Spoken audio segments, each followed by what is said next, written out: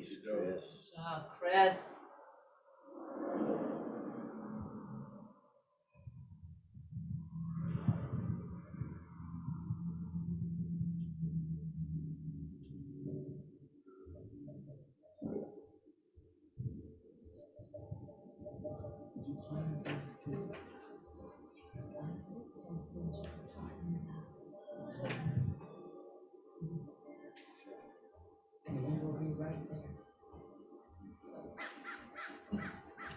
She's doing her hair.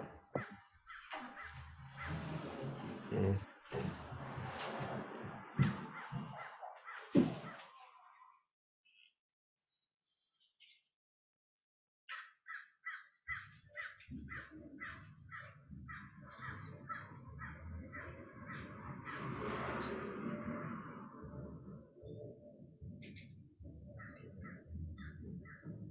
that Patty? No.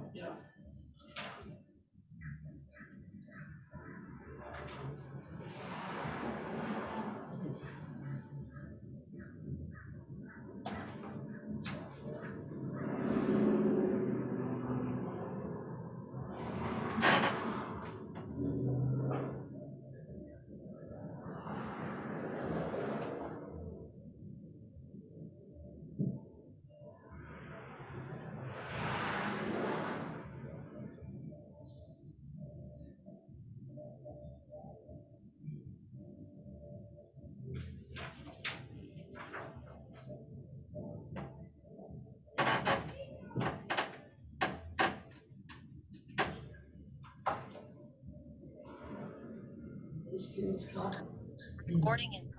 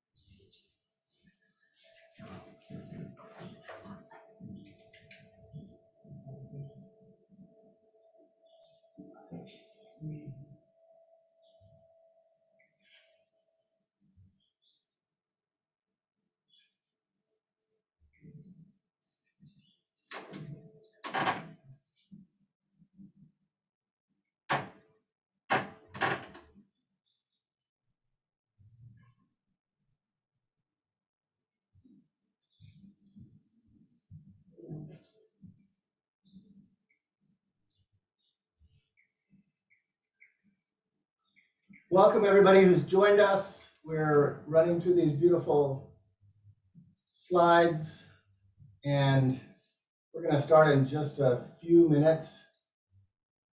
Appreciate you all being on time. And we'll let Dennis and Tenzi welcome you in just a couple of minutes.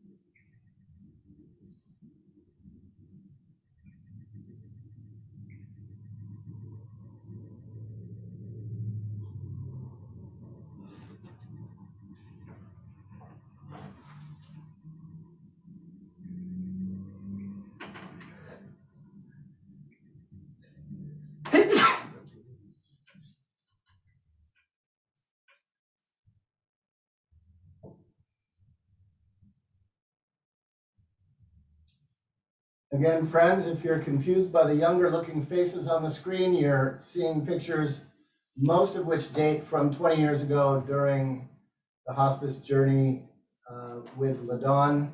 We're going to start in 1 minute. Thanks again for being here.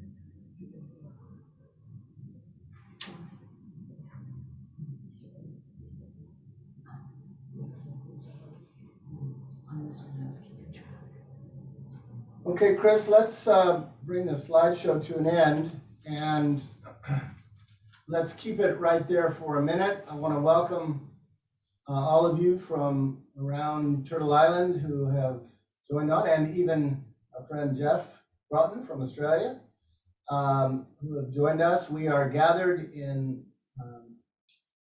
Dennis and Tenzi's home here in Santa Maria, and I'm going to ask Donald, just if we'll go around a circle quickly, introduce yourself, because it's kind of hard to see all these faces for you all, so you can meet who's gathered here. Good afternoon, everybody. I'm Donald Noller. Martha. Catherine. And Tensi. I'm Dennis. Ken. I'm Elaine.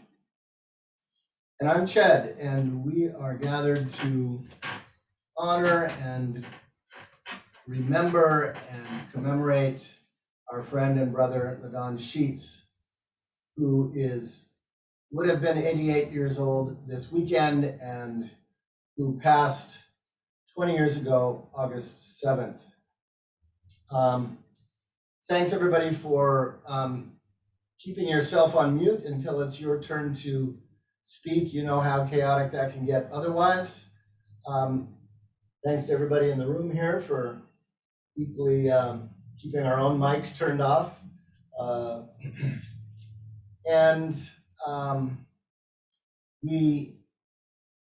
Chris is going to enter in the chat the order of folks who are going to be speaking. Mostly we're going to be going in the order of when people signed up, but we're going to give a couple of people a chance who we think have to leave perhaps soon, a chance to speak first.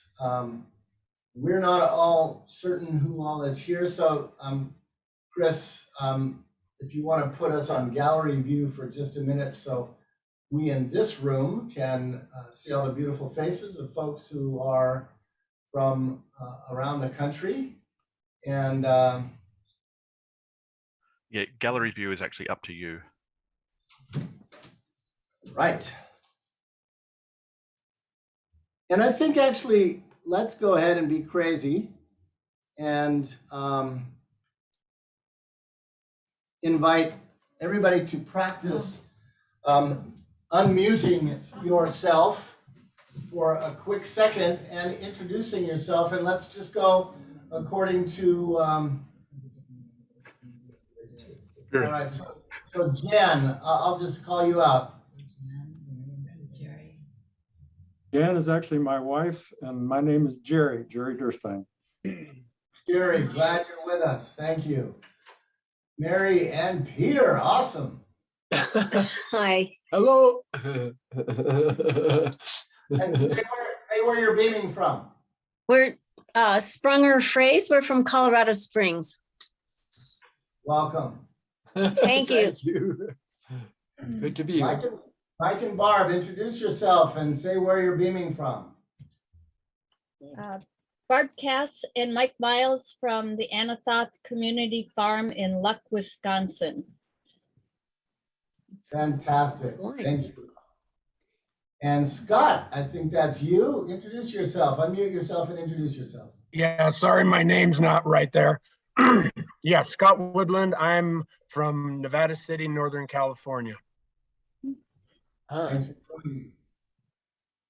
Gio. Yeah, George Rodkey, and I'm hailing from Tacoma, Washington. Hi, you guys. Dennis. Go ahead and mute yourself, George. Brother Don, unmute yourself, please. Yeah, Don Mosley from Jubilee Partners in Georgia. What a great honor to have you with us. And I believe our elder, Ms. Hetty Zawatsky, please greet this group and tell us your name and where you're beaming in from, Hetty. Hi, my name is Hetty Sawatsky. I live in Vineland, Ontario, which is 20 miles from Niagara Falls. So nice to have you, Hetty. Go ahead and mute yourself now, if you would. Oh, thank you. Steve and Christine, introduce yourselves. I am Christine. And I'm Steve. We live in Minneapolis. So glad you're here. Gary. Good afternoon. I'm Gary Rapkin from Pasadena, California, and thank you guys very, very much for putting this together. Very, very meaningful. Thank you. Thank you. Gary was going to join us in person, and then we cut the time down, but we're really glad you're online with us. Sister Shanda. Hello, I'm Shanda, and I'm currently joining you today from Cross Timber, Texas. Nice to see you. You also. All right, let's go down to Judy because I don't see Sandy at her screen. So Judy.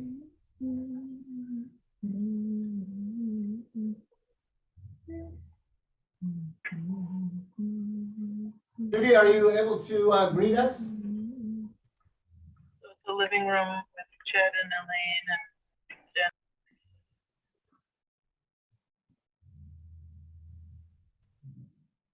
Judy doesn't have her sound on. Okay, who's this next to? Yeah, and then red. Who do you think it is? The left of Judy? No, I don't. Oh, I think that's Mark. Is that Marv? Marv, is that you? Yes.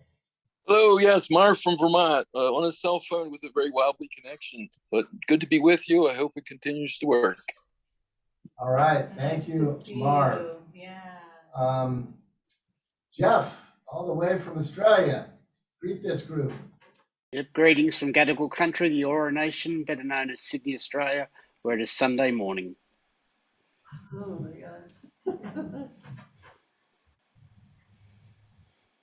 God. Buckley.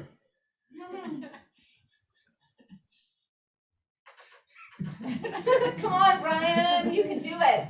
Unmute yourself, bro. No, there we go. Let's hear your voice. Can you hear me? Yeah. Yes. Hi, Brian. Okay, so good to see everybody. I'm calling from my mother's birthday party, but I wanted to see all your faces, and it's great to be here. Love you. Love you too. Don't leave us yet, Brian, because we're going to put you at the top of the queue. Okay. You can stick with us for a couple of minutes. All right. Marcia Dunnigan, if you could put yourself on camera and unmute and just greet this group, or Clancy, or both. Oh, there we go. I'm doing this on a phone for the first time ever. This Clancy, this me, we're driving home from Eugene, Oregon to Whidbey Island, almost to the ferry. Very good. Nice. Thank you Good for to being see with you. us. Judy Vose, can you hear us? Give me a thumbs up if you can hear us.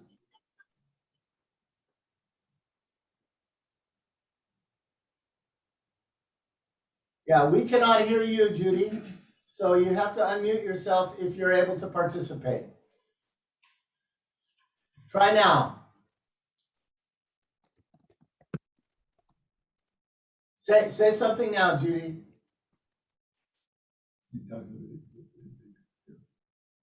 Yeah, okay. We'll keep working on that. And Jackie, wonderful to see you. Introduce yourself to this group. Okay. So, oh gosh, I'm not even sure how I knew Ladon. Oh yeah, I know. We had a say where you're from for now. Okay, I live in El Cerrito right now in California. Great. Thank you for joining us. Do you want me to say anything more? Not at the moment. Okay. Thanks everybody for joining us. At this time, we ask you to put yourself on mute. As you can imagine, this is kind of wrangling a herd of cats online. And so it's going to feel awkward at points, and we're going to be overly directive, but we hope that everyone can get a chance to have a little bit of airtime. But we do want to start by inviting Dennis and Tenzi to properly welcome you into this circle and set a little bit of context. And then we're going to begin our sharing. And Brian, you'll get a first shot at this. So see if you can stick around for a few more minutes. But Dennis and Tenzi.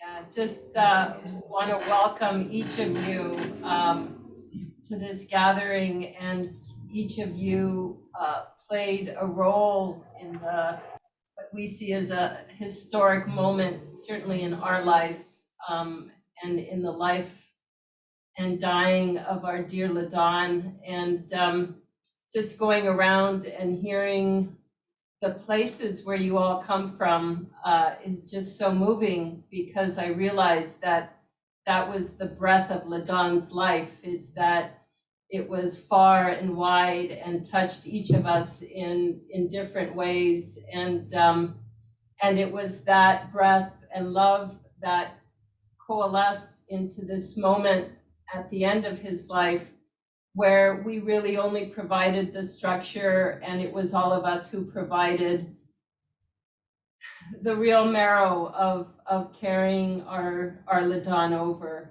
And so just so grateful to be in this circle again.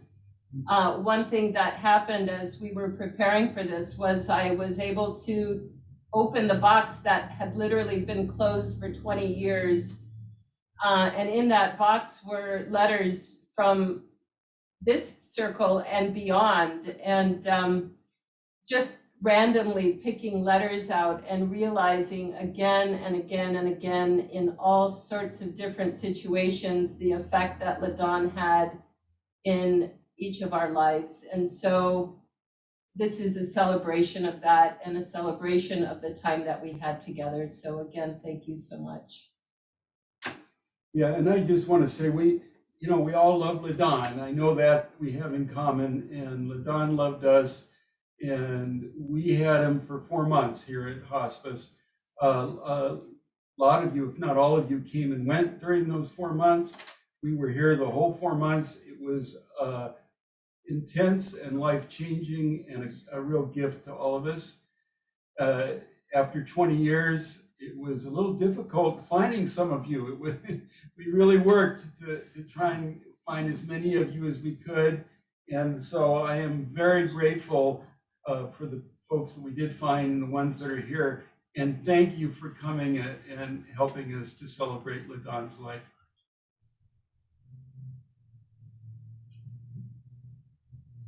That's it. That was all right. my Great. Okay.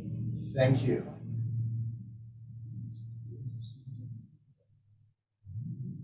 Jen and I also want to add our welcome and are so grateful to each of you that have gathered with us today. I invite everyone now to light your candle, which symbolizes gathering around a fire to do some storytelling. And it's also a sign to the ancestors that we want to be intentional and thoughtful as we remember our dear brother Ladon.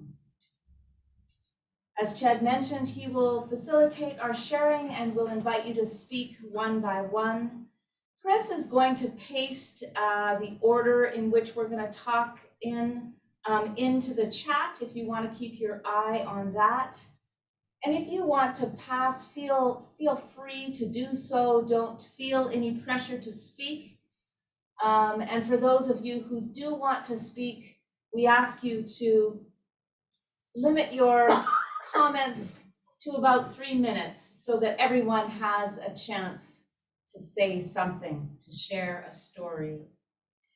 After 6 or 8 people have shared, we'll take a brief stretch break to get our blood circulating and breath moving, to awaken our senses and share in song across all the miles that are between us. And then we'll resume our sharing. Our plan is to go for 2 hours, but we will let the Spirit lead. So let's begin by singing together. And all of the songs that we are going to sing today, we sang with Ladon in hospice. And this first one, we also began his burial with. Yes. I just want to insert something real quick. Yeah. I did see the chat from Mike and Barb asking us to turn the light off the projector. If we do, we won't see you anymore. I'm sorry, it's distracting, but it's the way we set things up. So I'm hoping you can just kind of tolerate it. Okay.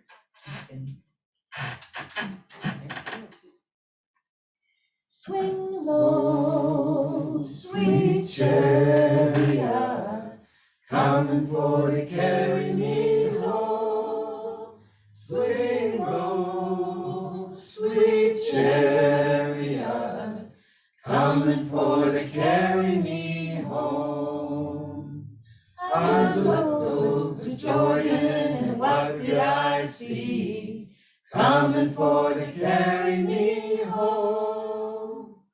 A band of angels coming after me, coming for to carry me home. Swing low, sweet chariot, coming for to carry me home. Swing low, sweet chariot, coming for to carry me home.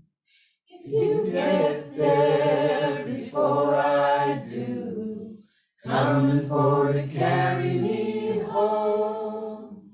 Tell all my friends I'm coming too, coming for to carry me home. Swing low, sweet chariot, coming for to carry me home. Swing low, sweet chariot, coming for to carry me home. I'm sometimes up and sometimes down, coming for to carry me home. But I'll always know I'm freedom bound, coming for to carry me home. Swing low, sweet chariot, coming for to carry me home. Swing low, sweet chariot, coming for to carry me home. We encourage you now to put your screen view on speaker view. That way we get the best view of each other as we speak into the circle.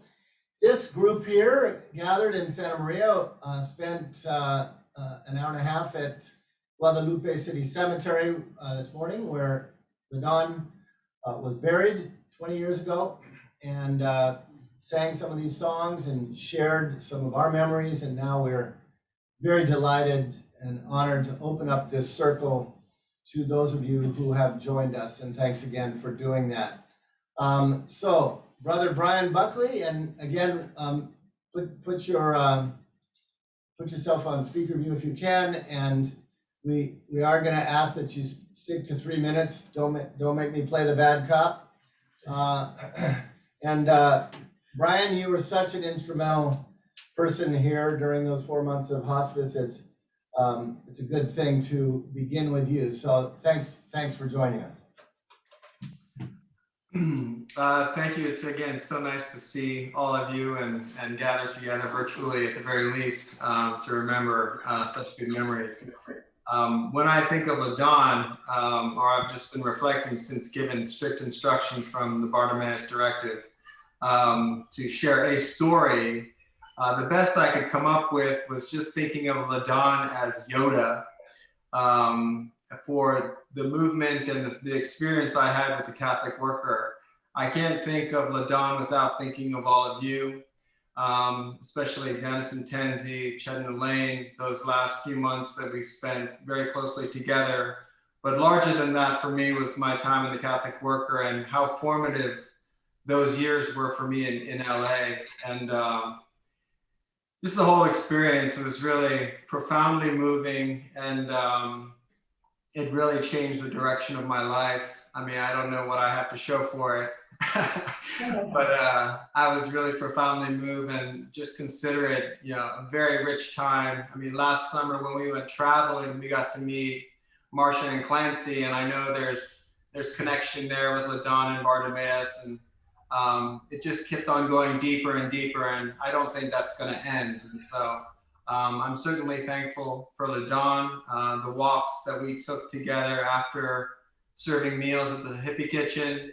That was me just with questions and questions and questions, and him saying, well, you're asking the right questions. I don't necessarily have the answers, but keep asking those questions. And so that's what I've continued to do. And again, grateful to him and in our relationship that keep growing. And it's wonderful to see all of you. I'm sorry I can't stick around But yeah, it's my mother's birthday as well. And so, yeah, that's all I have to say. Hi, Martha. Can you give your mom a big hug for all of us? Yeah, I will do that. She loved Ladon's cooking. She had some of his breakfasts, and she goes, I remember Ladon was such a good cook. So yeah, I'll say hello.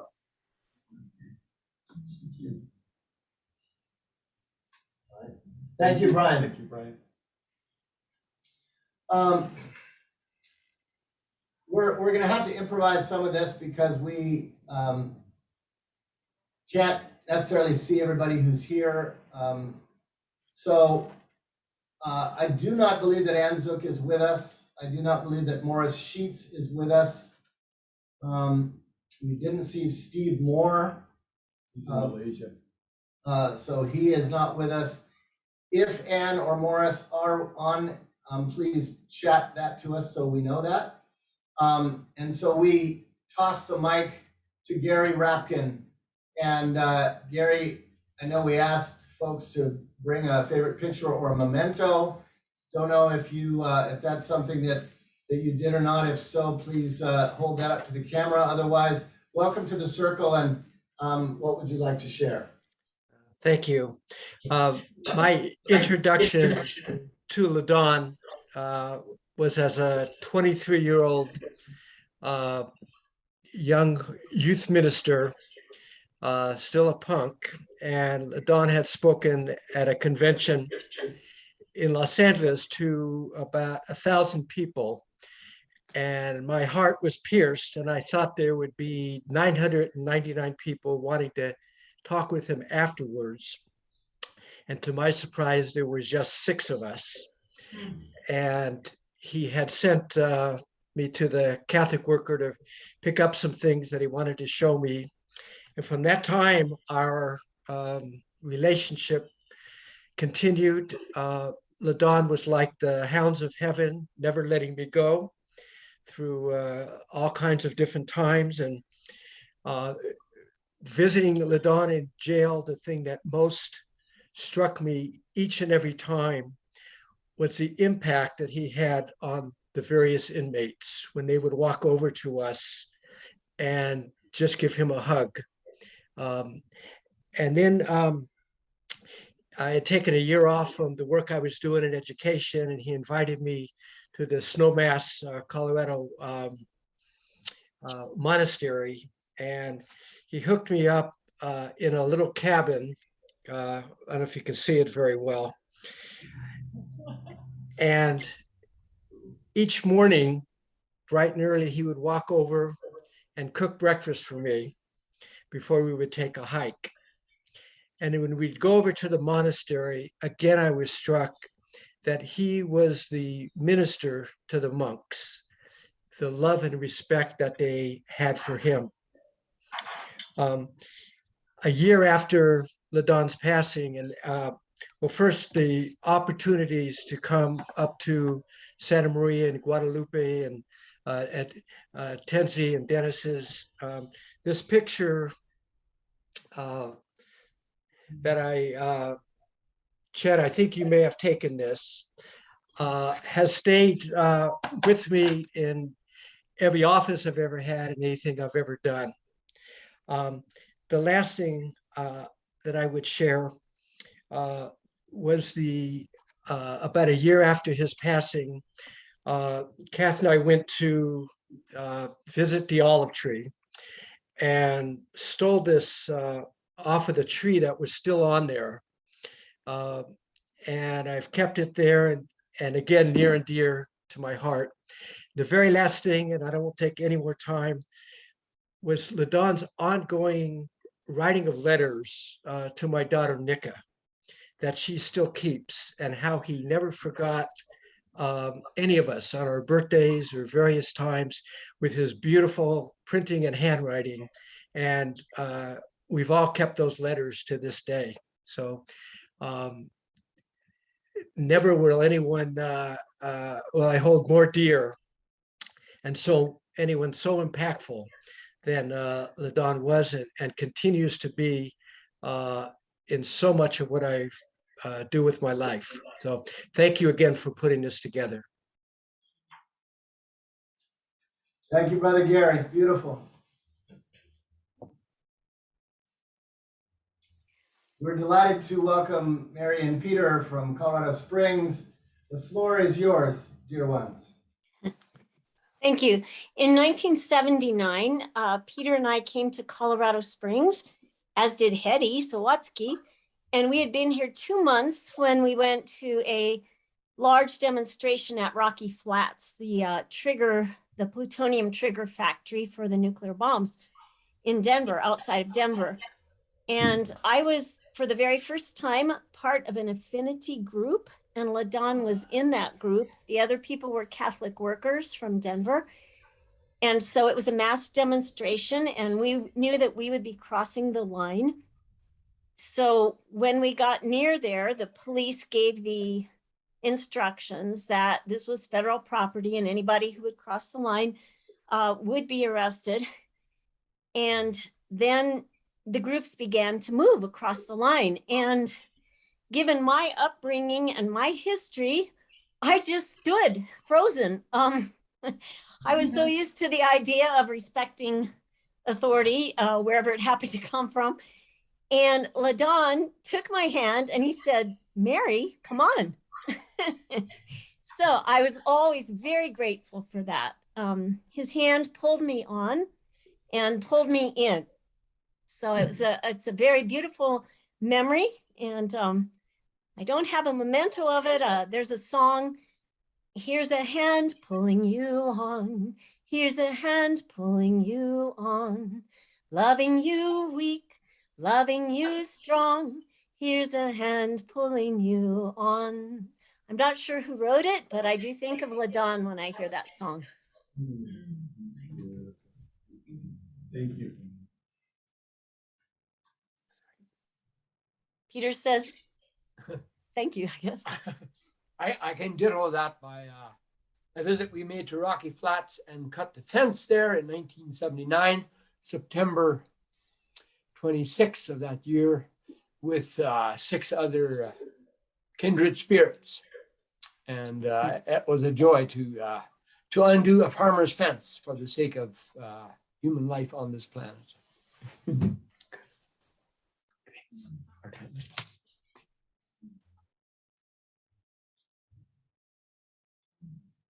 Thank you, beautiful, poignant, short-winded Mennonites. And here comes another beloved Mennonite, our elder of this circle, Hetty Zawatsky. Hetty, welcome here. Thank you very much. It's so good to be here. This is a picture. Can you? Yes. Yeah. My favorite picture. Ladon and Jay Dudgeon came to visit me. I was in Pennsylvania, and it was in '75, and they were leaving Koinonia and were on their way searching for communities. So that is that. And then I would like to fast forward to a letter I received from him in one of many, of course, and all of you did the same. This letter is from 1993, and I will read the heading of it. You can see it's not in Ladon's script, but it is a Camus quote, and it so reflects Ladon, I think. "Great ideas, it has been said, come into the world as gently as doves. Perhaps then, if we listen attentively, we shall hear. Amid the uproar of empires and nations, a faint flutter of wings, the gentle stirring of life and hope." Now, before I go to Ladon's letter a little bit more, I have 2 bird themes, very short bird tales. He must have really resonated deeply with birds. I recalling him telling me how in one of his incarcerations, a bird, perhaps a dove, kept coming to the window of his cell, keeping him company. And then secondly, sometime later, when we were watching a spectacular show of Northern Lights in Saskatchewan evening, at the time of your wedding, Chad and Elaine, Ladon shared that he had noticed an image of a dove in the northern sky. So in this letter, he describes what a year that he was restoring in restoration from his witnesses. He had been volunteering at the Los Angeles Catholic Worker, visiting friends and family by bus, and he was being refreshed at a retreat center near Pittsburgh. And then he and others from Jonah House and so on planned to go to the Pentagon. And he quotes, saying with our presence, our lives, on February the 13th, we shall not forget. It was the second anniversary of the US bombing of the Amaria shelter in Basra, Iraq, where many had been instantly killed. And both of us, Ladon and myself and others, had been to Iraq at different times as peace people. He ends this letter saying, my heart is at peace, my spirit strong. As always, we cherish your prayers. Love in Christ, Ladon. Now, I end on a less serious note. His initials are HLS, Homer Ladon Sheats. Mine are HMS, Hedwig Maria Sawadsky. Who knows? We may eventually end up next to one another in a heavenly alphabetical lineup among the cloud of witnesses. Amen. May it be so. May it be so.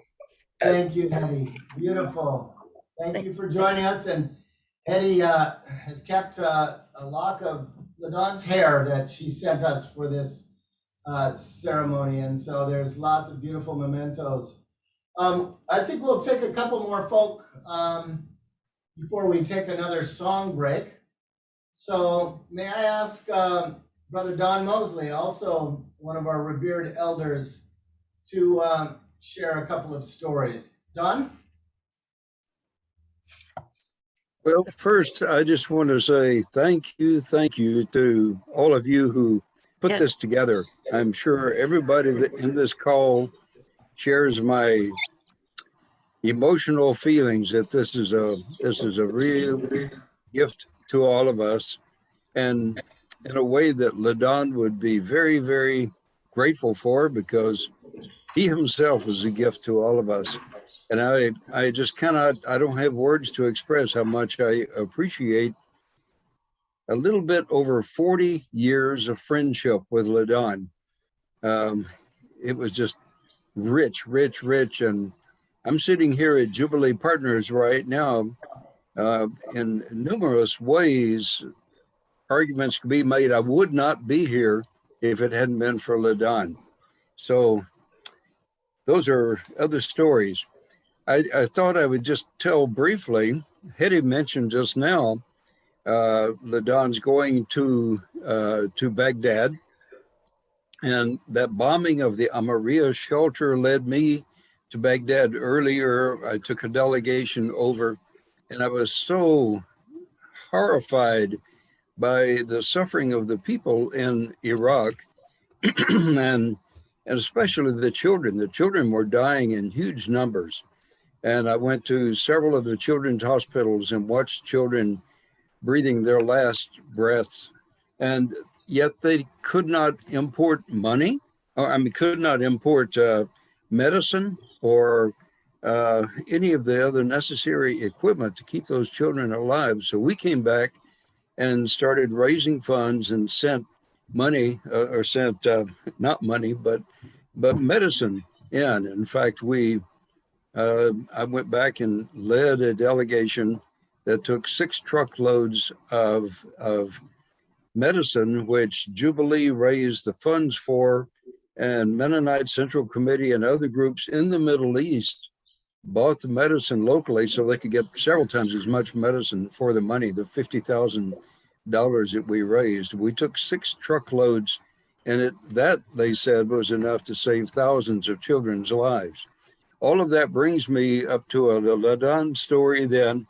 Ladon was all this while was in communication with us and encouraging us on all this. And in 1998, in September, I believe it was, Ladon and, as I recall, 3 other people, some of you probably in this call, was it Dennis? Were you one of the ones that went to Iraq in that? And then, Nancy and I went with him, yeah. Yeah. Okay. Well, we had the great honor of hosting Ladon in this library where I'm sitting right now, Jubilee Partners Community Library. And right on the very spot where I'm sitting right now, Ladon knelt here and we gathered around him and put our hands on him and had a prayer time that was, we were in tears. It was so emotional and so rich as we blessed him and prayed that God would lead him and the rest who went in that delegation. And so in September of 1998, Ladon and the rest took in, I think it was more like 7 or 8 truckloads of medicine, and that saved, again, thousands of lives of children. And then that in turn led, I won't go into more details, but eventually it led to an international fundraising effort that they claimed into the hundreds of thousands of people's lives were saved by that. Ladon was very much part of that. And I just thank God so much for my dear brother. I look forward to seeing him again. Amen. Thank you, Don. Thanks for joining us. Thanks for all you do at Jubilee. Steve and Christine, could you join us and share your spirit with us? We're so glad that you are in this circle. Yeah, about 10 years ago, on the anniversary of Ladon's passing, I wrote a piece in my blog, and I want to just read a little part of that. In 1981, Ladon and I shared a 6-person cell in a county jail in Amarillo, Texas, after praying inside the fence of the Pantex plant that was the final assembly point for all US nuclear weapons. And Ladon's intensity as a nonviolent resistor melted into a joking, hilarious cellmate who loved to relax and laugh. Many of my friends told me that they found Ladon too intense, too serious, always challenging himself and others to take the next step in nonviolent resistance to the American way of death. But had they shared a cell with him, they could have discovered a whole different dimension to him. I think it was because he knew that he was in the place where he should be. He had learned from Clarence Jordan that if you hadn't been called a communist or had your life threatened, you probably weren't following the Jesus he experienced in the pages of the Bible. So I have this picture of Ladon that I keep on the wall aside of my desk, and also a picture of Larry Roseball, who was also with us as part of the Pantex Witness, and a special greeting to Mary Sprunger-Fraze, who was part of the group that crossed the line, and of course, Hetty, who was there in support of us. So I'm really grateful for that time. And Christine, you wanna? Yes, just to say, as some of you mentioned, he had a special relationship with children, and our boys were young, and they loved when he would come. And what was the book he read? Oh, it's The Great Escape. The Great Escape. It was about, someone in jail, and they too loved the letters that they would get from him. So just very personable. Thank you. Thank you so much for joining us. Well, friends, let's take a song break. Chris, if you can put up Within the Darkest Night. We were talking, I think it was just this morning, about some of the we chose the favorite songs to sing with you today that we did sing with Ladon. So this was one of the ones we sang mostly in the evening after a long day of working and being together and having so many wonderful folks here. Oh, sure. If you want to stand, Chet is thinking it's time to stand. If you want to stand, please do so. If you don't want to, not a worry. But it does feel good, and move and stretch as you want to as we sing together.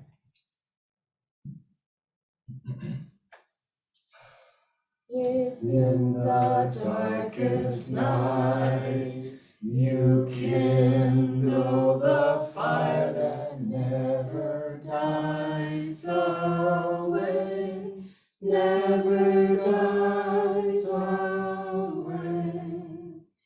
Within the darkest night, you kindle the fire that never dies away, never dies away.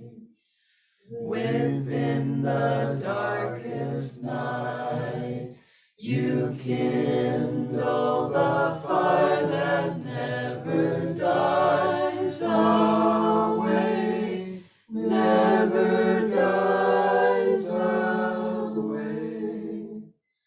Within the darkest night, you kindle the fire that never dies away, never dies away.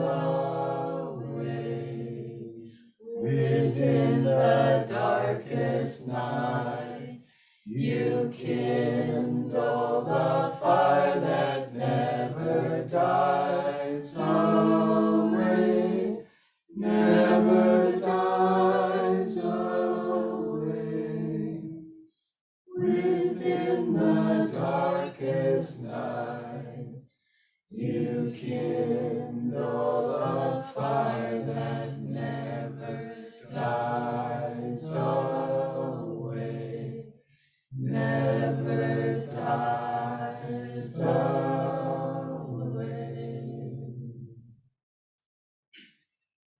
Thanks, everybody. You can be seated.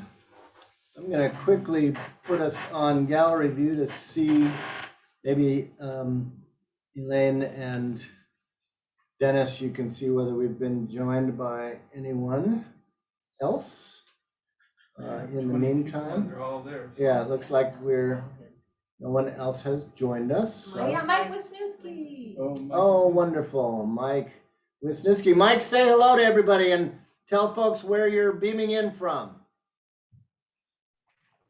I'm at home in Hacienda Heights. Got back from the kitchen about a couple hours ago, but I took a nap and overslept.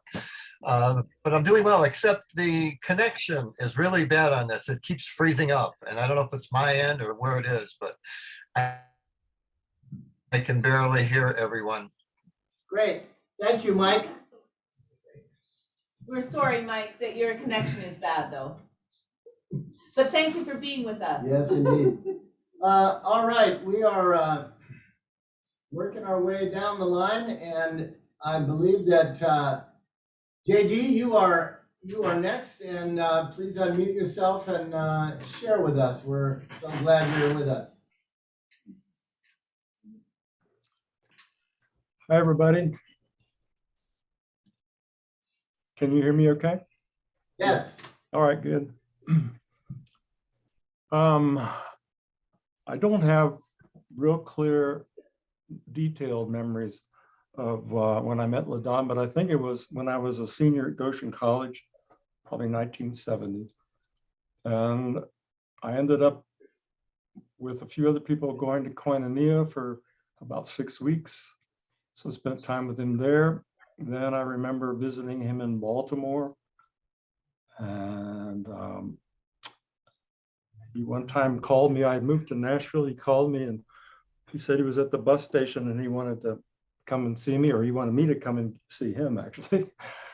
And I said, no, I'm sorry, my hot water heater just broke and I can't come. And he thought that was just not cool at all. He gave me a hard time. And I understand why. So eventually, I moved to Snowmass, into that vicinity where the monastery is. And as you know, Ladon would come quite often to the monastery. And I remember wonderful walks with him in those hills. And one thing I do remember is he had a real thing about Deepak Chopra. He called him Deep Pockets. Didn't like him for some. And then when Ladon was in the last weeks of his life, my wife Jan and I came to visit him, and I just wanted to recognize one person that I saw on the slideshow, and that was Larry Hesed, who made that beautiful coffin. Larry's no longer with us, as you know. And I have this picture. I don't know if you can see it. I hope you can. Ann Zook and Ladon near the end of his life.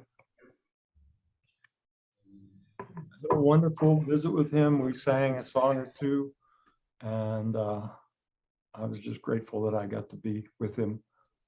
And thank you so much, Dennis and Tenzi, for doing that, for hosting him and all the people that came through. So that's it. Thank you all.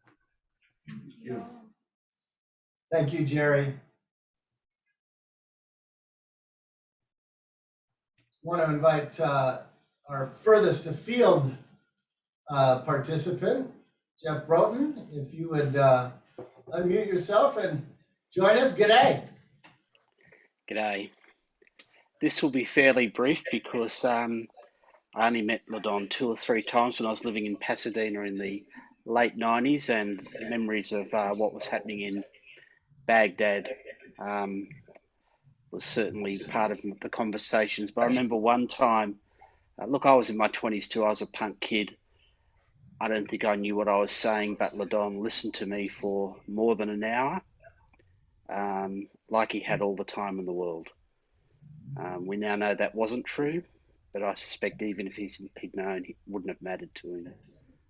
So that's a important part of my finding my own voice, I think, was that more than an hour of having Ladon just listen to me. And I'm grateful for it, and I'm grateful for this circle. So thank you very much. Jeff, because perhaps not too many people in this circle know you, maybe just say a quick word about what you do and some of the connections that you have with folks over here.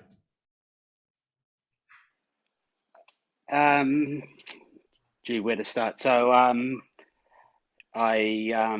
about to head out to Central Australia, where each year I take a group with an Aboriginal elder who I've got to know out there over the last decade. He's a traditional custodian and he likes to invite people onto his country. It's a very remote part of Australia at the edge of the desert. And so I'm looking forward to that. That's only a small part of what I do, but an important part of what I do is helping various people, particularly here on the eastern seaboard of Australia, get to know that country and those people that are sort of, you know, for most Australians about as remote as it would be in America. So my day job, I teach theology in an Australian university. Connections go back to Pasadena days in the mid-90s when I studied at Fuller. And then various times that Ched and Elaine have been out to Australia. Maybe one day again, we'll host you down under. That's enough, probably. Thank you, Jeff. Thanks for making time in an outrageous hour to join us. George.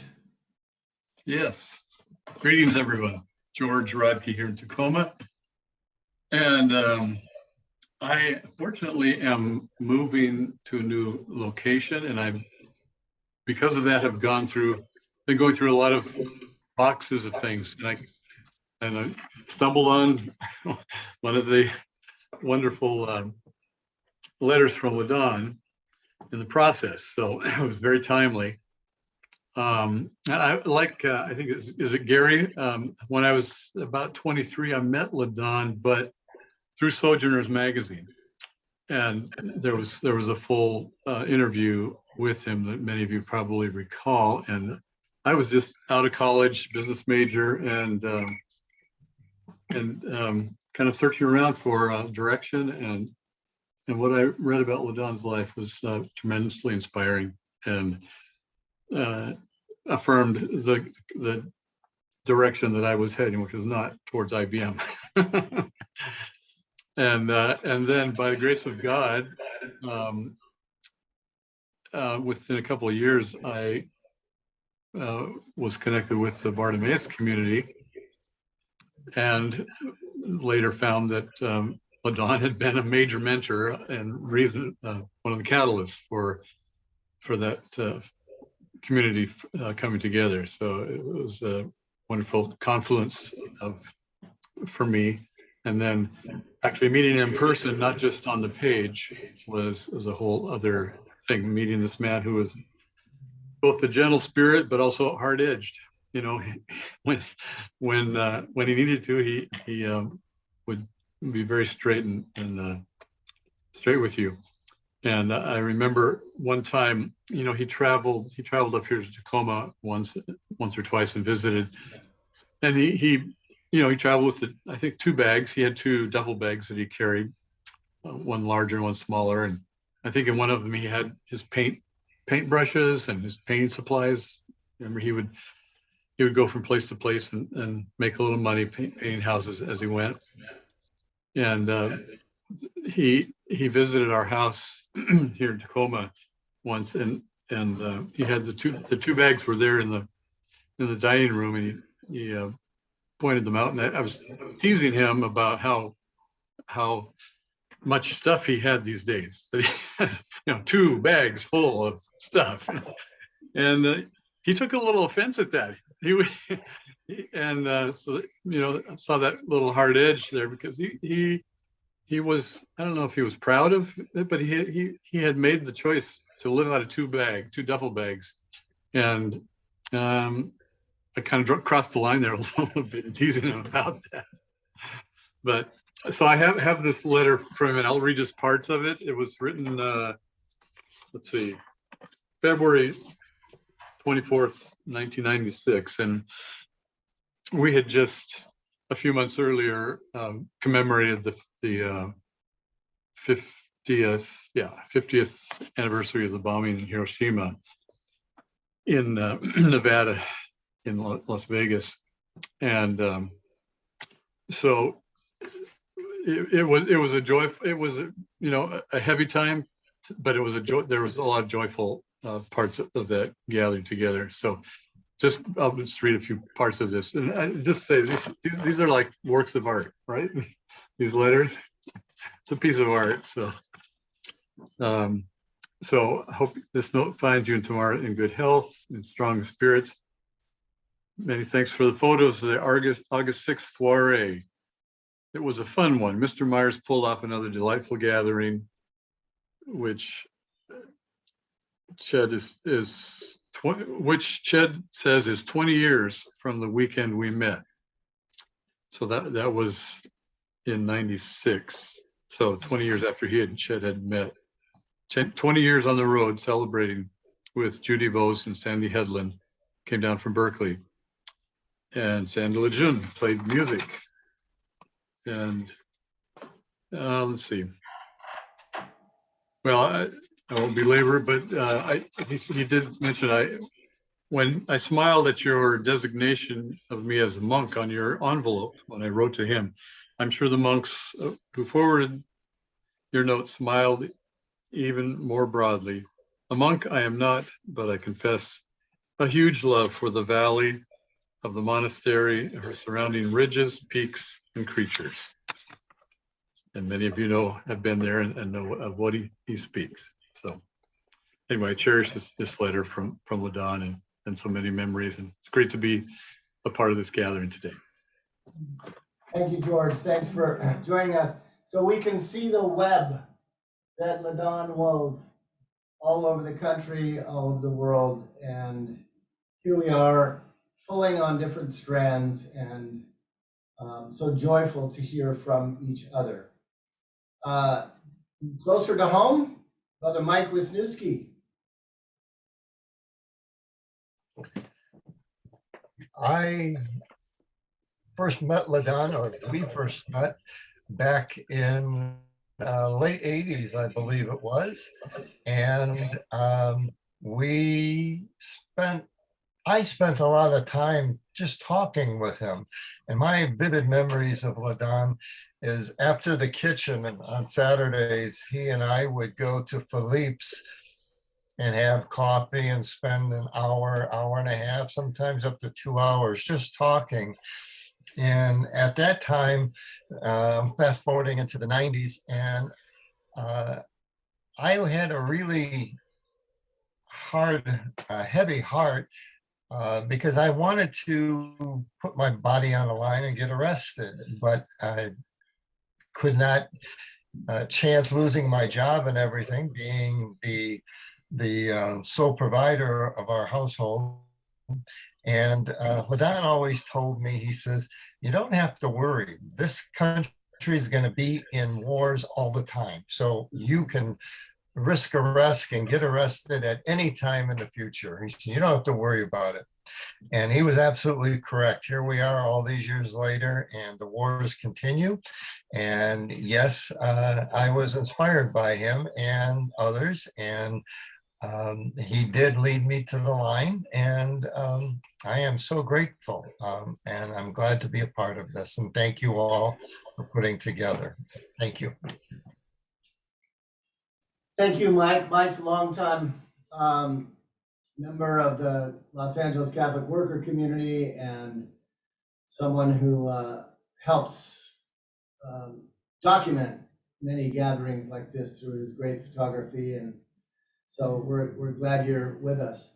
Marcia and Clancy, are you still hurtling down the highway somewhere, and are you able to join us? We're not sure if you're still on or not. Meantime, we're dealing with the ferry, so we'll give it a pass, but we're enjoying listening to folks tell stories. All right. Well, that was the voice of Clancy Dunnigan from somewhere. Mukilteo. Mukilteo. Great. You sure you don't want to say a word? We can see you and hear you. I suppose in the mid 70s, Marcia and I were traveling around the country. We stayed at Jonah House. Ladon was in jail, so we actually stayed at his house and stayed in basically his walk-in closet. His room. And in answer to George's comment about him having 2 bags, what was in his room was a few books, a small altar, and 4 items hanging in his closet, and 2 pairs of shoes, and that was it. And it's wonderful to hear these stories about our friend. And thank you for all the folks who took the time to put it together. Appreciate all of y'all. Over and out. Thanks for beaming in from the pod. So those folks are up on Whidbey Island in the Northwest, and now we bounce over to Marv, who I believe is still with us. Marv, can you unmute yourself and tell us a story? Hello, yes. Hi, thank you so much for bringing us all together. I met Ladon at the age of 18 back in 1971. I was just out of high school, fresh off the farm, carrying a lot of hurt and loss. And the thing that was alluded to before, the thing I treasured the most about Ladon in terms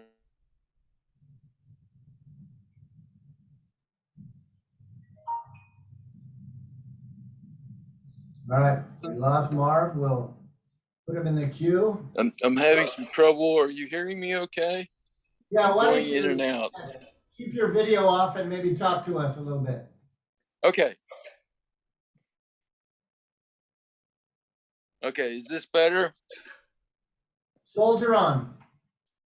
Okay. So I was saying I met Ladon at the age of 18 back in 1971. And I treasure so many things, as we all do, about Ladon. But the thing I really want to speak to is, it's been spoken of before, but he would just listen to me, not to fix me. I never felt like he was trying to fix me, though I needed fixing. He just listened to me and asked the right questions. And I always felt like nothing was more important to him in that moment than who I was and who I was becoming.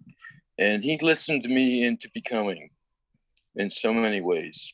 And I'm so thankful to him for that. And what a wonderful example of how to love human beings. A real little memory from time taking care of Ladon in his last days. There's time, I just remember this time when he was just really losing his appetite and his interest in food, and it wasn't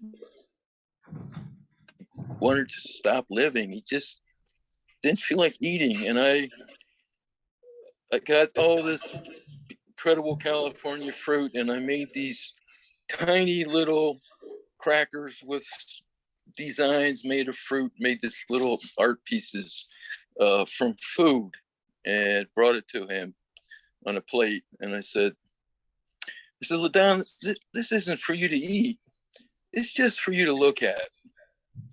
And because I just knew how he was so appreciative of beauty in every way. And he gave me that sly smile he had sometimes that I just love.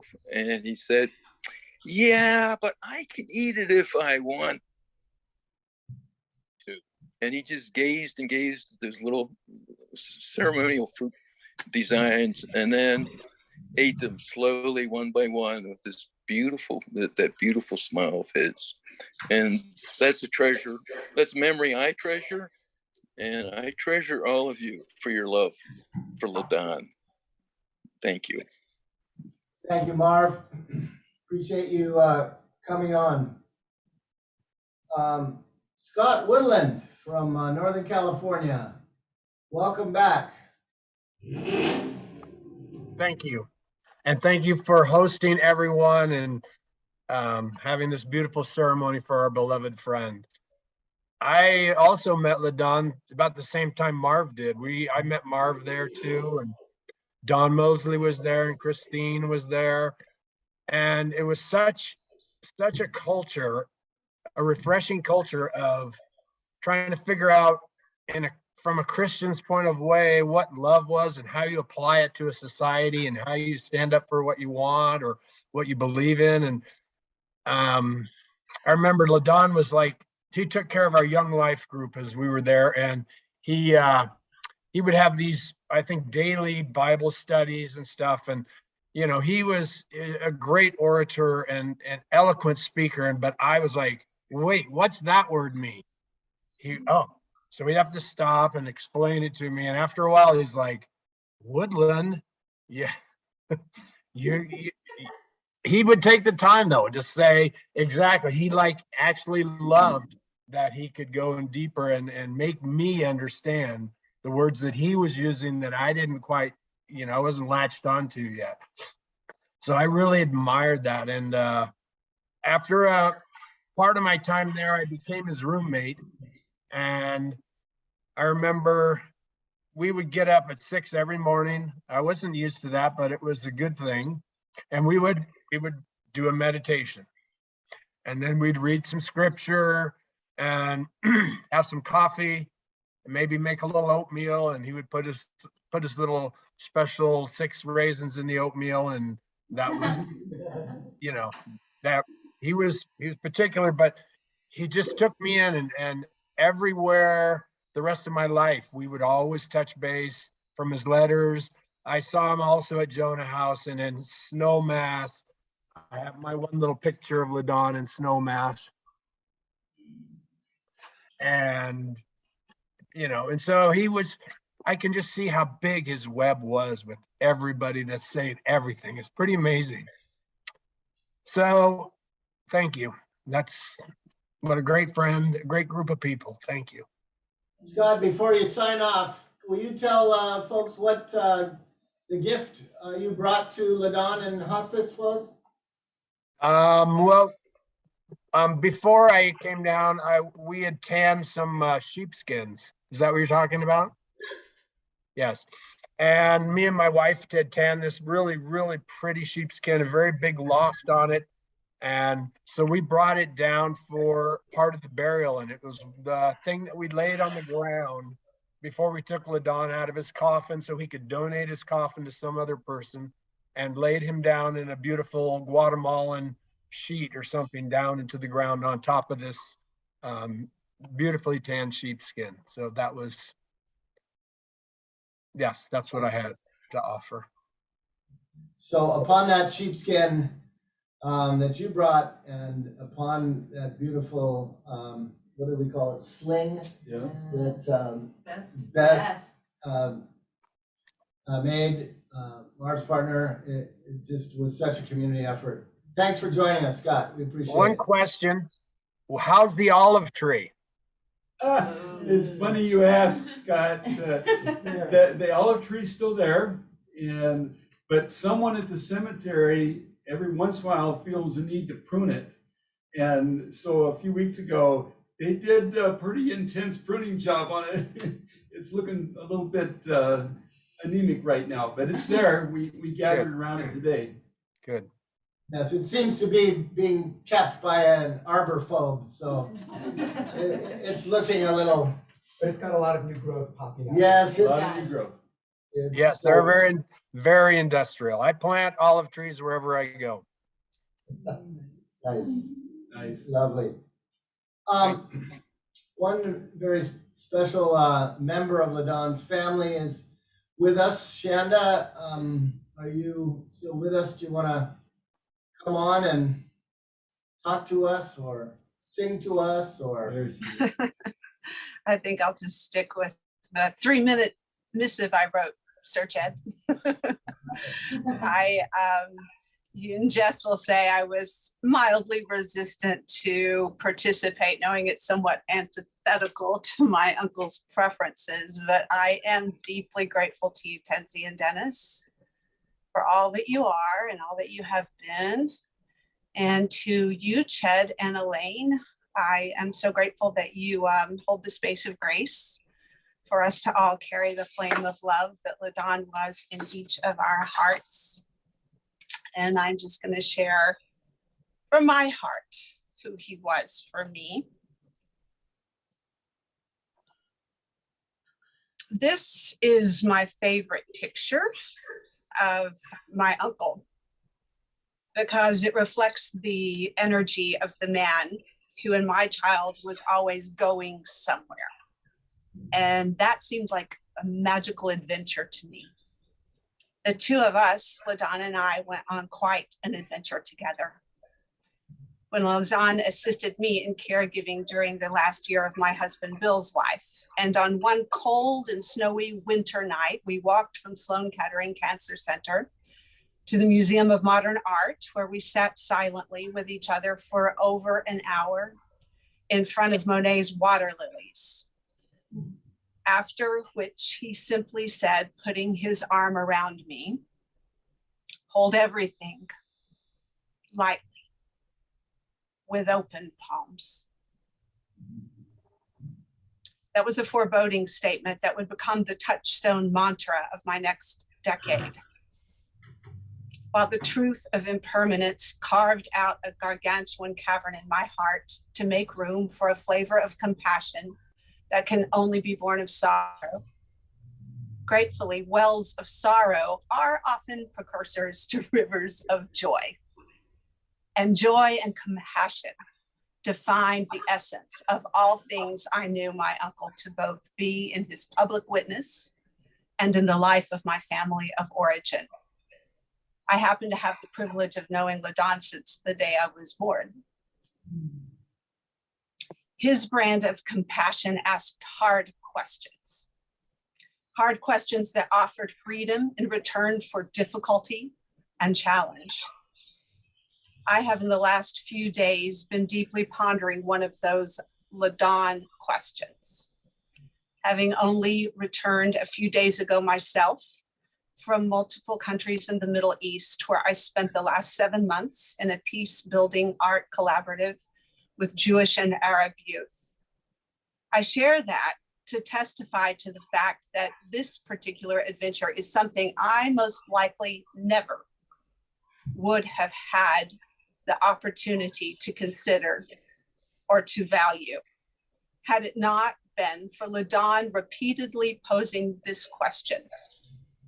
What does it mean to be a disciple of Christ at this point in history? While the outpicturing of the answer to that question may look different in each of our lives, itself holds the inherent understanding that to be a disciple means to follow the one you love.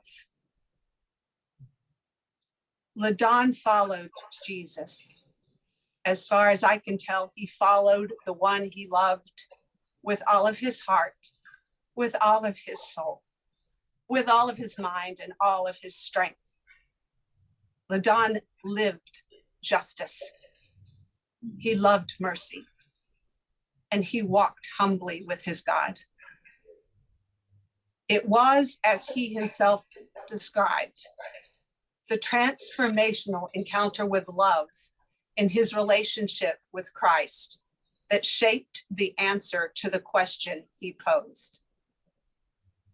And on this sunny summer night, it's my prayer that the Holy Spirit continues to breathe on the flame in each of our hearts to stir a perpetual heartfelt love encounter with Christ that births individualized outpicturings in each of our lives that are tangibly transformative at this point in history.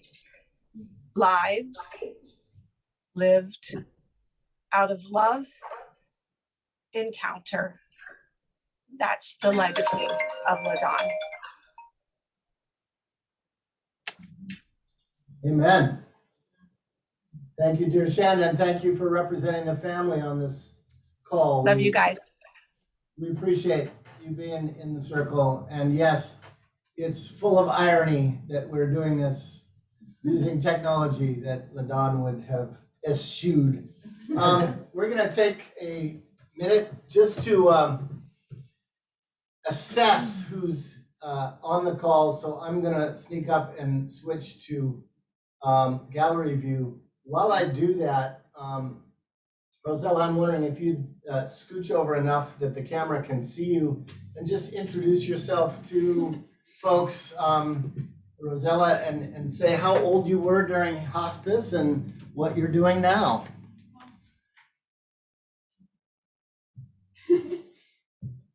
Hi.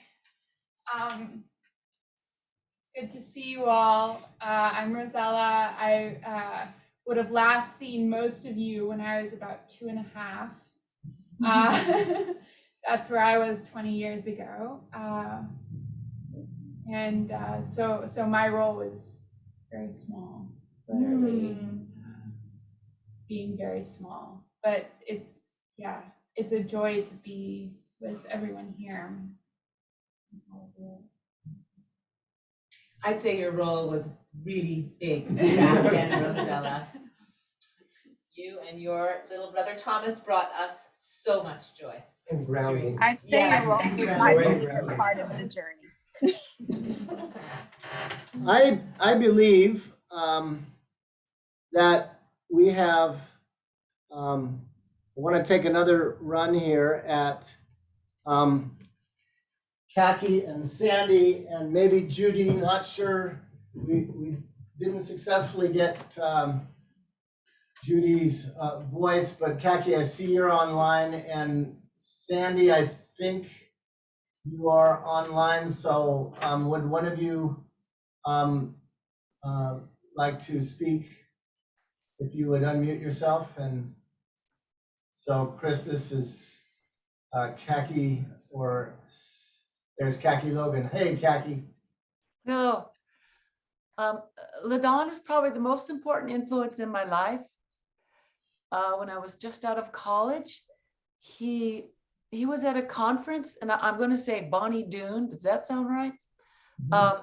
I think it might have been near Santa Cruz. I'm not even sure, but it was probably 1972, maybe.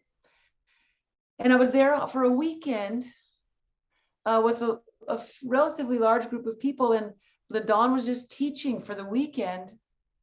And I think everybody there was never the same again.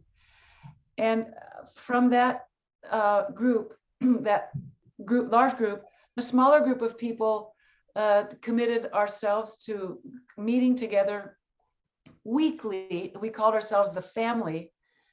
And I'm not sure how long that community was together, but we were together in an effort to try to live out the kinds of things that we learned during that weekend that we were with Ladon. At that same time, Tim Hansel was there, and I met him in the parking lot on the way out, and he invited me to join his group, Summit Expedition. That was this mountaineering group that I worked for until it was pretty much over, which was really also really important in my life. But the thing that I want to remember about Ladon is something he did not do. I was teaching English and really impressed and just loved this Italian philosopher Boethius. And I had a precious hardbound copy of his small book, The Consolation of Philosophy. And I girded my loins and I decided that I was going to give it to Ladon. And it was like, to me, like such a precious thing, but I wanted to give it to him because I wanted him to be able to read it. He was living with John and Diane McIntyre in a little house out behind their house. And I gave it to him. And then, of course, I'm sure he didn't keep it. I'm sure he probably looked at it, but it wasn't something that, it wasn't one of the 2 or 3 books that was the most important in his life. And so I have remembered, it helps me to remember kind of like the importance of simplicity and not carrying too many things through our lives. And I don't know why, but for me, it's a wonderful reminder for me that of really what is important and what isn't. But I'm at a moment in my life right now where my children are, one's moving out, the other probably moved to a little place behind my house. And I'm desiring to create a new little community of people to live in this house with me. And it's such a sweet thing to see, to be with you today, to remember the joy of community, and which is something that is just the sweetest thing in life. And I'm hoping that perhaps I'll be able to form a little community in this space that's reflective of the values and the things that we learned when we knew and loved Ladon. That's it. Thank you. Kaki, do you know whether Judy is with us online? I suggested that she get on her telephone, try it by phone, and I'm not sure if she did or not. But you know what? I'll mute and find out. Thank you, Kaki. And is Sandy Hedlund with us? I saw her name. I am here, and I just want to say this has been so wonderful to remember Ladon and this important time in our lives where we all came to know each other, and just looking at the trajectory from some of us meeting and going to these weekends with him, and then Bartimaeus going on from there, and Chad, since you were a kid and surfing, and we would see you when you were around, and just to see where this has led in people's lives all these years later, and Ladon being such a beautiful center for us, and you know, just the treasure of the relationship that we have in community. So thank you so much for doing this, and thank you all for the hospice work. I got to see Ladon there near the end, and the beautiful work that you were doing and being for him as he had done for so many people, also being with people who were dying. So anyway, thank you so much. This is really beautiful. Thank you, Sandy. Thanks for joining us, and for you and Khaki and Judy and part of the family that you're still trying to form and reform along with us. I believe that Mike and Barb are our last ones. Oh, Khaki, did you have a word? Just to say that Judy wasn't able to get in by telephone, so we'll watch it all again on the recording. Yeah, great, thank you. Yeah. Thank you. Yeah. So Mike and Barb, longtime dear friends of Ladon, hosted him many times at Anathoth. The floor is yours. Good to see everybody. It was interesting to hear that Gary had also been at that youth workers convention, because I was there. It what, you know what it did to us, Gary? Knocked us over. And that was what, 76? And that's when I first ran into the LA Catholic Worker and plunged into that whole world. We were lucky we saw Ladon quite a bit, because we would tell him that the quickest way from here to there is going through the Luck Gap. So he would stop through the farm, you know, going east or going west.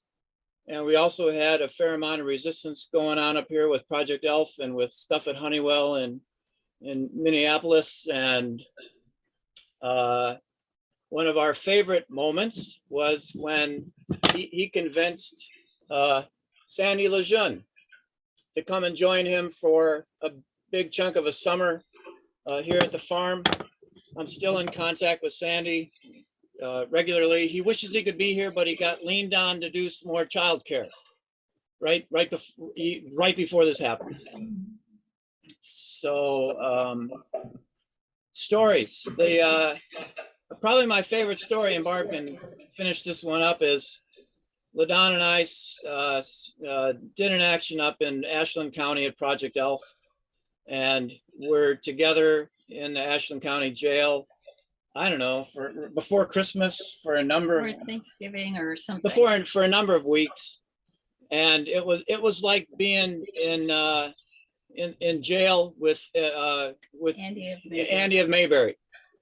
Because we were in there with a bunch. If you want to know who the minority is in any place you go, you just go to jail. They're there. For us, it was all these Ojibwe guys. And the weirdest thing that happened was at Thanksgiving, the jail let boxes and boxes of food in that everybody shared with everybody else, and it was just astonishing, like wild rice and turkey and mashed potatoes, mountains of food that just came in these giant boxes, and they just let it in. So we had fun. We did that, and Barb was home taking care of kids and feeding the fire in a house that was way too hard to heat. I was struck by Mary, your thoughts on Ladon taking your hand and dragging you across the line. And I don't know exactly the story, but I looked at what was sent out this morning and kind of read it. And I heard that at one point, kind of close, Ladon, I think, is the pillar of our of a mentor of faith for so many of us. But I did hear a story that close to the end, he wondered, if I let go, will there be someone to catch me? And that meant a lot to me because I think we all have those questions, and yet we're so rooted in our faith and our hope that that's where we stand. That I think of whose hand he was waiting for him to pull him across the threshold. And that was just so beautiful what you shared. So thank you. I know that there was a very big hand and many hands just waiting to bring him across. So thank you. This has been great. Ladon is so important in our lives here and continues to be. Thank you both. I believe that we have completed the online circle. If you're online and you haven't been called, we missed you somehow, yell at us in the chat or text Dennis or something. What we want to do now John is... McIntyre just joined us. John McIntyre. Oh, John. John has joined us. Hi, everybody. Can you hear me? Yes. Can you? I'm so Yes, sorry. I'm so sorry. I got the dates wrong in my brain. A little confusion, but I've been thinking about this event quite a bit. Thinking about Ladon a lot, and I sure wish I could be there. I just want to send my love and deepest greetings. Thank you. John, take a minute and just say how you knew Ladon and why he is so important to you, if you would. Thank you. Yeah, I met Ladon. It was about 1968, 69, 70 when he was on the board of Young Life in New York City, and one of my favorite memories is going up to visit him on Arlington-on-Hudson, and we were sitting on the green bank overlooking the river, and we were talking about Siddhartha. But that's not, no. Here's a better memory. This is a fun memory. He was still working for IBM. My wife was working for IBM too. He was working for IBM, and Midnight Cowboy was just opening, and Ladon said, "We got to go see this." And so we went down there, and it was opening night. There were long lines, and Ladon said, "Just follow me." And he had a suit on, I think, and he went right to the front of the line. He cut right in the very front, and I just followed him right in. We went right in. We sat up in the front row of the balcony, and the opening scene was it Paris, Texas? I mean, it was something in Texas that he recognized. I don't know if it was Lubbock, but something he recognized, and he just kind of fell through the floor, and it was really fun to break the rules with Ladon, you know. So that's a couple memories anyway. Yeah. So glad that you. Go ahead. Well, you said, you know, what did he mean to me? I mean, that's a whole bigger dimension, and he's just been a symbol of and a reality of resistance and love, and of somebody who put his body on the line. And I mean, he's always been a deep memory for me. Always been like, this is what's needed in this country today is resistance in a deep way. So I'm forever grateful to him, really. Amen.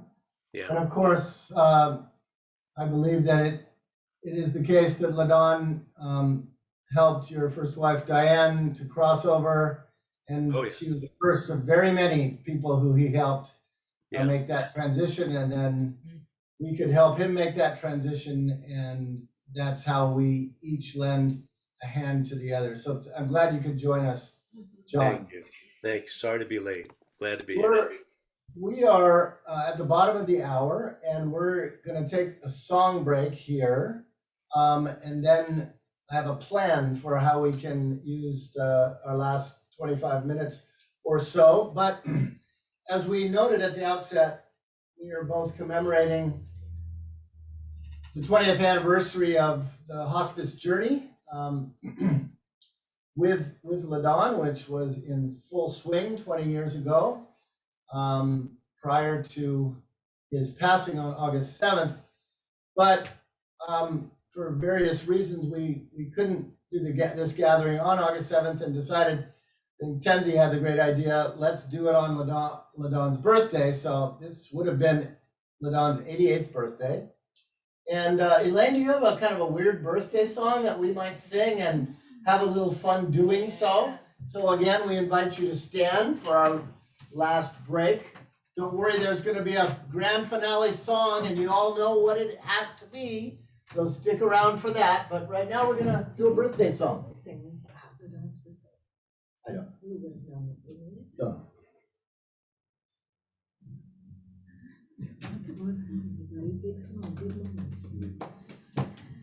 God danced the day you were born. The angels did the bump on Gabriel's horn. Oh, God danced the day you were born. So grateful for the gift of you. Take it away, Elaine. God danced the day you were born. The angels did the bump on Gabriel's horn. Oh, God danced the day you were born. So grateful for the gift of you. Here comes part 3. I've heard some folks say that long ago God could not dance to save her soul. But baby, I've seen God shake a jelly roll just thinking of the gift of you. Happy birthday, Ladon. Indeed, the gift of you, your name says it all. The gift. Big 88.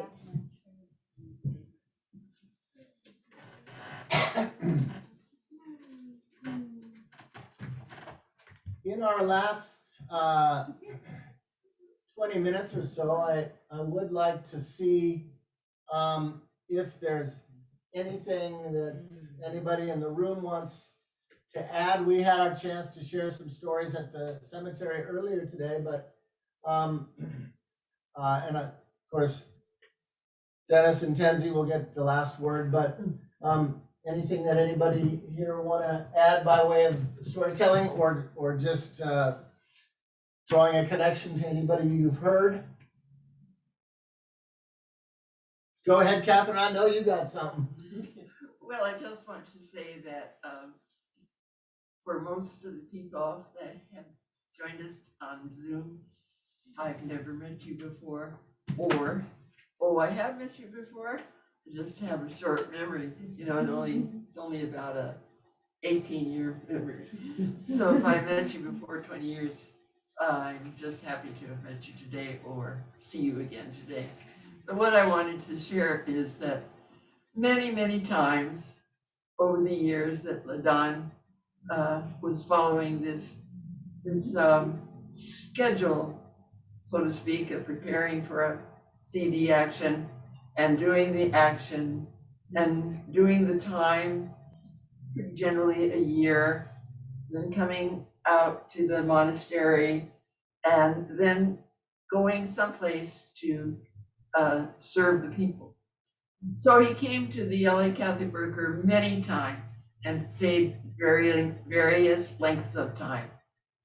And whether I was feeling good about the way things were going or they weren't going that great at any given time, I always felt better if Ladon was there. And a special feeling was that we must be doing something all right, something okay, if someone as special as Ladon would choose to come and stay and work with us. So he was a blessing to our community, and by the community it means dozens and dozens of people, because we aren't one of the communities that the same people are there for well, a couple of us have been there for quite a long time, but usually it's a flowing group of people. And so he touched a lot of people, and we hope and assume that in some way we touched him because he kept coming back. Thank you, Catherine. Anybody else in the room here?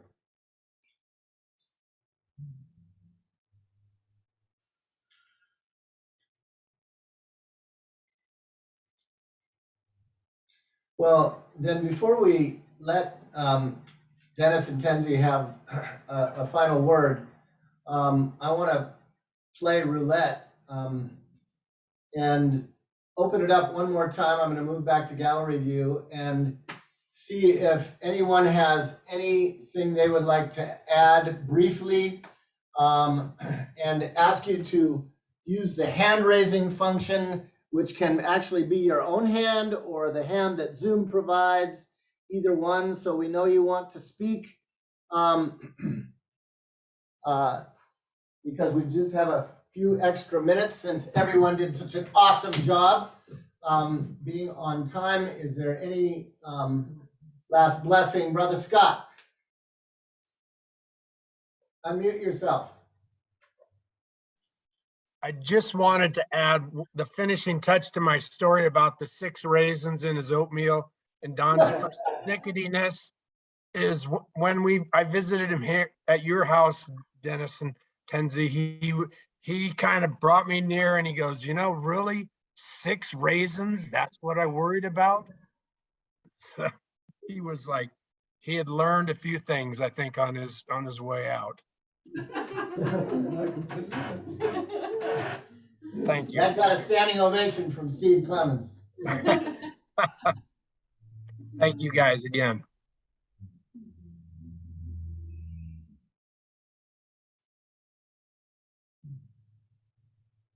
Anyone else? Yes, Don. Well, I just want to, for one thing, say again how much I appreciate the effort, the work that you folks have done in putting this together. I just wanted to say that Ladon, in a sense, I think progressed with him over the decades, recognizing how materialism and so many other things, that great wealth was not what life was all about. Yet at the same time, from the very first moment that I met Ladon, and I remember it clearly, I won't go into detail, but he came charging down a sidewalk and shook my hand and welcomed me to this retreat that he was helping, that he had put together, that I took my sister to, and between Dallas and Fort Worth. I thought, wow, this guy is really alive. Well, then we started double dating. We had lots of fun together with some of the young women in the churches there around Dallas and Fort Worth. And then as time passed, I was also with him in Ardsley-on-Hudson, and thoroughly enjoyed that luxurious apartment that he put us into. And we went to see the Man of La Mancha on Broadway together, and that was great fun. And I was with him also in San Francisco, and he put us up, Carolyn and me, in a very luxurious motel there in Sausalito by the Golden Gate Bridge. And then, oh, so you got to know him before he gave all that up. Yeah, lucky you. I'm sorry? You got to know him before he gave it all up. Well, then, as Ladon introduced me to Clarence Jordan, to Koinonia, to peacemaking efforts, then more and more, I found that Ladon also, he didn't become depressed and glum and, oh, there's no hope in this world. There was a joy in that. And then I began to realize, hey, the joy, and Ladon helped me realize this, does not come from just how much money you can make and how much, luxury you can enjoy. if God gives that to you sometime, enjoy it. But it was just the pilgrimage with Ladon, the new understanding of what putting love into action is all about. And it just led me deeply to affirm what Walter Wink put so well, that relentless love is the greatest power in the universe. And I saw Ladon as a model of relentless love and action. Thank God. And I think through Ladon, all of our lives were changed. And I'm so grateful for this opportunity to have a party with all of you tonight to celebrate that fact. Thank you. Thank you, John. And speaking of hard work to make this happen, Chris White, would you just put yourself on camera for a quick minute? Chris White has been back in Ventura, Zoom producing this and wrangling all this. So let's give Chris some love. Thanks, Chris. Thank you, Chris.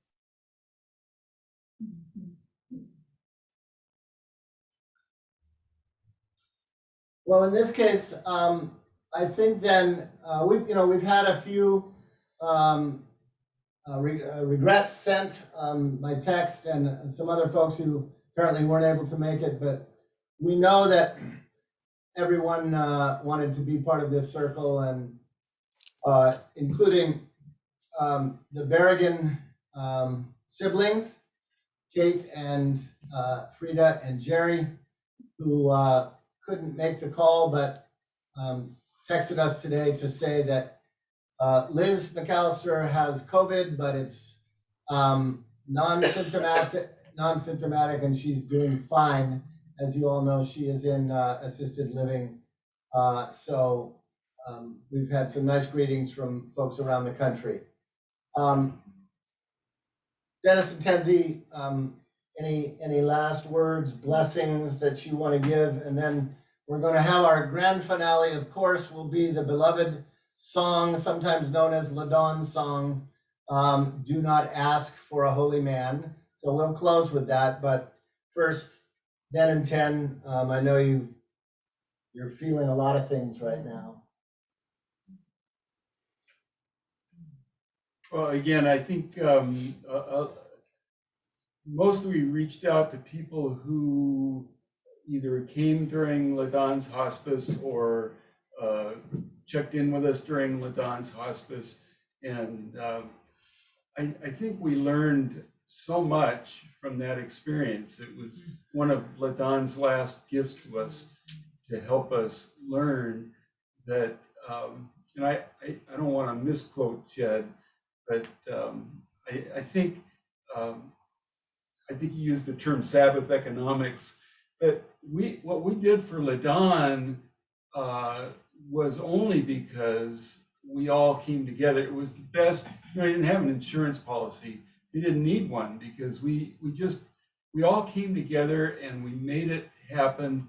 It was the most beautiful hospice experience I've experienced, and it was possible because of his wide network of friends, all of whom either came or contributed. And so I'm just very grateful to everybody that came to join us on this memorial, and of course the folks that couldn't make it.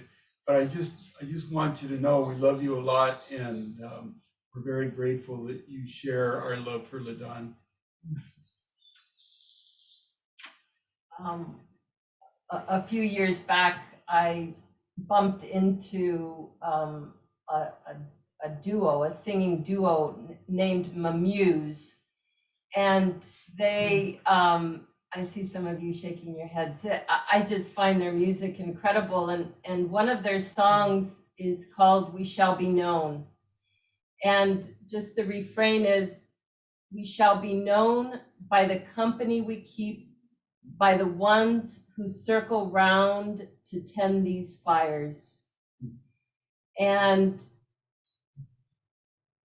it is in these days post-Passover, Pentecost, and listening to the readings and realizing that there was a movement happening among the people as they contemplated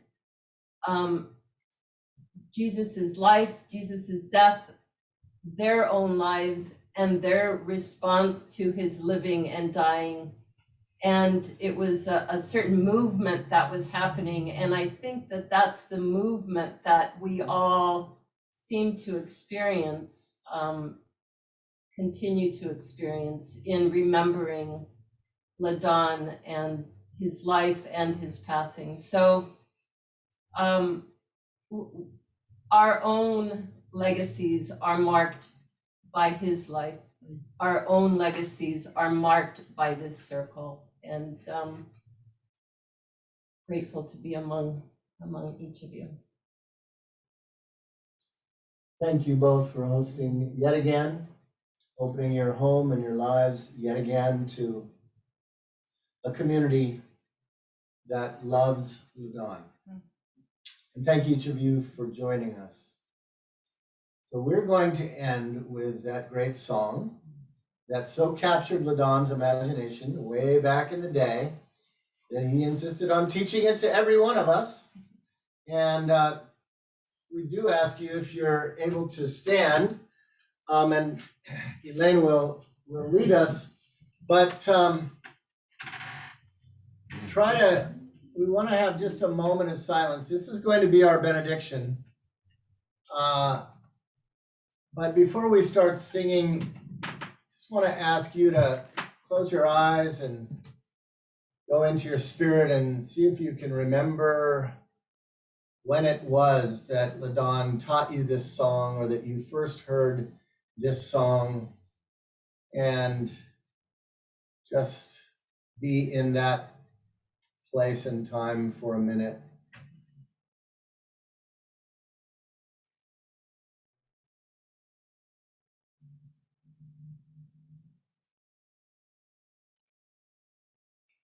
Isn't it beautiful how songs bear across the miles and across the decades and sometimes across the ages the memory and the message of the movement?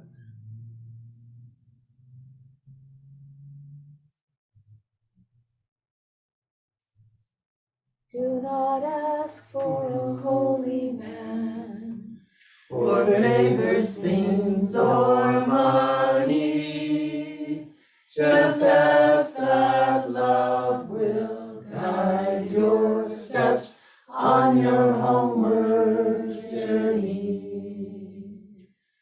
Do not ask for a holy place, Jerusalem or Rome. Just ask that love will guide your steps on your journey home. Do not ask for a better day, a better space or time. Just ask that love will guide your steps on your homeward climb. Do not ask for a holy man, for favors, things, or money. Just ask that love will guide your steps on your homeward journey.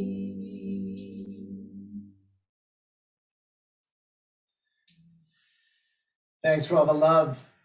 You're free to unmute yourself and give love all at once and let the love flow. Thank you, everybody. Thank you. Thank you. Thank you.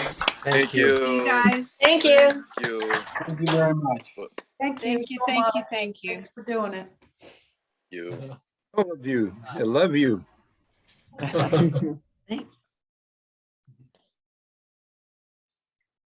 You have given us the gift with the gift of Ladon. That's what his name means, the gift. Thank you ever so much. Thank you, Hetty. Mary and Peter, we're making plans to come visit you with Leonard Dole, who we've connected with very strongly up in Saskatchewan. So we're going to make it happen.